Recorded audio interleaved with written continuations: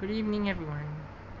Today have today I am sharing about 15 hybrid animals that actually exist.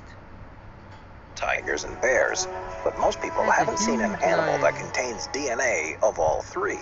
It's actually possible All for three. certain animal species to be interbred and procreate strange-looking hybrid animals. Today we'll be Yes, taking some a look at scientists 15 of the actually most scary found hybrid animals. animals Number DNA. 15, liger. While we were all laughing as Napoleon Dynamite was drawing pictures of the mythical liger in his notebook, scientists were laughing at us because the liger is very real. It's one of the most well-known hybrids to exist, but don't expect to see one on the hunt in the savannah. This artificially created beast only exists in the zoos and sanctuaries that have birthed them. And as the name would suggest, they're the product of a male lion mating with a female tiger. But the kicker here is that these animals grow to be much larger than either of their parents. And while this may sound cool to us, it's actually quite unfortunate for the ligers. They suffer from a bout of gigantism, which causes them to weigh around 1,200 pounds, which is way too much for their body to even attempt to support. So the odds of seeing one running around even in an enclosure are slim to none. So while on paper the idea of a liger is awesome, they live somewhat of a sad existence because they're so overweight it's too much for their body, organs, and heart to take. Most of them die at a young age. But the ligers are fertile, and although uncommon, they can mate with other ligers, tigers, and lions. But that offspring seems even scarier than the liger itself. Number 14, jaglion. Lions are scary enough in their own right, and so the thought of combining them with a jaguar is downright terrifying. Both of these animals are at the top of the food chain and stalk their prey before going in for the kill. And when you combine these two apex predators, you get the jaglion. A product of an incredibly selective breeding system, the jaglion is incredibly rare and will always be birthed at an animal sanctuary. But one of the most famous jaglions lived in the Bear Creek Sanctuary in Ontario, Canada, and will likely live out their days there, toting the line between lion and jaguar. But their birth was actually a happy accident. A black jaguar had mated with a lioness, and thus these twins were born, and their caretakers have said that these two are inseparable. It's highly unlikely that they would be accepted by either species in the wild, and because they can't breed with other species of their own, they are essentially one-of-a-kind creatures. But one thing you can't deny is they're incredibly gorgeous, taking on the best physical traits of each animal. But if there's one lesson you can learn from nature, it's that the more beautiful the animal, the chances are the deadlier it is. Just make sure you don't turn your back on them, because that's when they strike. Number 13, growler bear. When you're camping, the last thing you want to run into is a grizzly bear. If one of these things takes a liking to you, things probably won't pan out so well.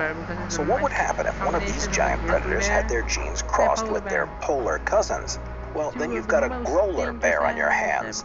The name may be silly, but the growler bear is not to be trifled with. And unlike previous entries, these are more likely to turn up in the wild than in a zoo or sanctuary.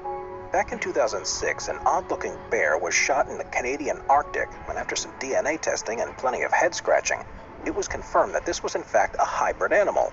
So how does something like this even happen? Don't grizzlies and polar bears have their own respective territories? This one is a little sadder, and it's likely that these two bears came across each other due to climate change. As we all know, polar bears have been running out of space in the Arctic regions, so they've been moving south into grizzly country, and you can figure out the rest from there. But since that initial sighting, more and more hunters are reporting growler bear sightings, and it's likely that there will be even more in the future. Number 12, zonkey. A zonkey is not a zombie donkey, but the fact that this hybrid animal exists is creepy enough. When you mix a zebra with a donkey, you get the strange cocktail that is the zonkey. And because both animals are equine, breeding two successfully is pretty easy to do. But the chances of a zebra and a donkey falling in love with each other in the wild are pretty low. So you can bet that any zonkey in existence is a product of both science and selective breeding. And luckily, much like its parents, the zonkey is anything but deadly, unless killing somebody with cuteness is a thing. The zonkey is able to retain traits from both parents that give it its coat, and so they'll typically have zebra lines on their legs, but they'll still give you that iconic hee-haw if you get a little too close. Perhaps they've retained the best of both worlds then. But the only catch with the Zonky is that these guys are a one-time deal, meaning they can't produce any young, making each iteration one of a kind.